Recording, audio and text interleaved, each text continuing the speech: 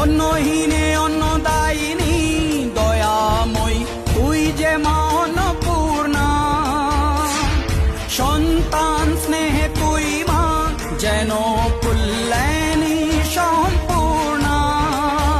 তোর কথা যেন মন্ত্রোচ্চারণ, বজ্র সম কঠিন অনুশাসন।